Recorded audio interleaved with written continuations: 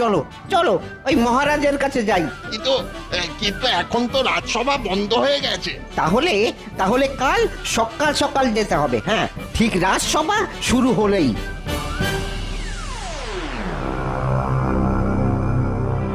বলো কি, দুজনের কাছেই একে অন্যের বাবার পরিচয় দিয়েছিল? হ্যাঁ মহারাজ। তা লোকটা কি এই রাজ্যের? দেখে তো মনে হয়নি মহারাজ, বলেছিল তার বাড়ি নাকি বর্ধমানে। লোকটাকে দেখতে কেমন বলো তো? এক মুখ পাকা দাড়ি, মাথায় পাকা চুল, হাতে লাঠি। হ্যাঁ হ্যাঁ, লোকটা কিন্তু বেশ মোটা। হ্যাঁ, খুব মোটা। মোটা সোটা আমার সীতাহার। আচ্ছা, বউয়ের সীতাহার গড়িয়ে দেবার জন্য গোপাল মহারাজের কাছে 500 টাকা চাইতে এসেছিল না? দুয়ে দুয়ে কেমন 4 মনে হচ্ছে।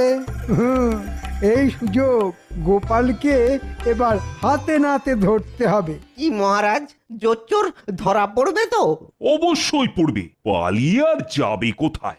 জোচ্চোর যদি ঘরের হয় তাহলে সে কি আর ধরা পড়বে? তার মানে এই কি বলতে চাইছো কি তুমি? বলতে চাইছি এ কাজ গোপালের। গোপাল? সেদিন আপনার কাছে বউয়ের সীতাহারের জন্য গোপাল 500 টাকা চাইতে এসেছিল না? হ্যাঁ, আমার কাছেও তো সীতাহারের দাম করতে গিয়েছিল। এসব এসব কি শুনছি? ঠিকই শুনেছেন মহারাজ, আমি বুড়ো সেজে ওদের দুজনকে ঠকিয়েছি। হ্যাঁ, এই কথা নিজের মুখে স্বীকার করতে লজ্জা করছে না? ছি ছি ছি ছি ছি ছি। তুমি এত বড় জোচ্চোর! আমি কোনো জোচ্চুরি করিনি মহারাজ।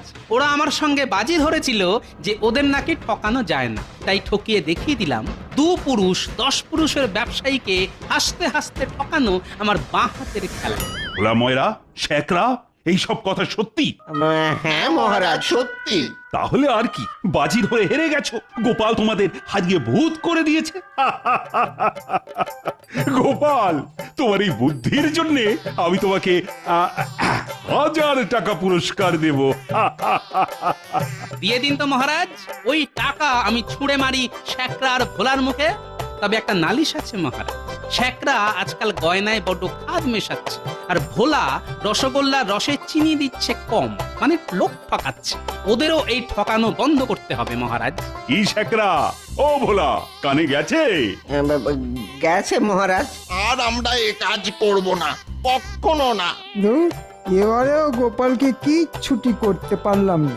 গোপাল তাহলে ঠগের ছদ্মবেশে চৌকিদারের কাজটাই করেছে, কি বলো? হ্যাঁ, একদম ঠিক মহারাজ, গোপালের জবাব নেই।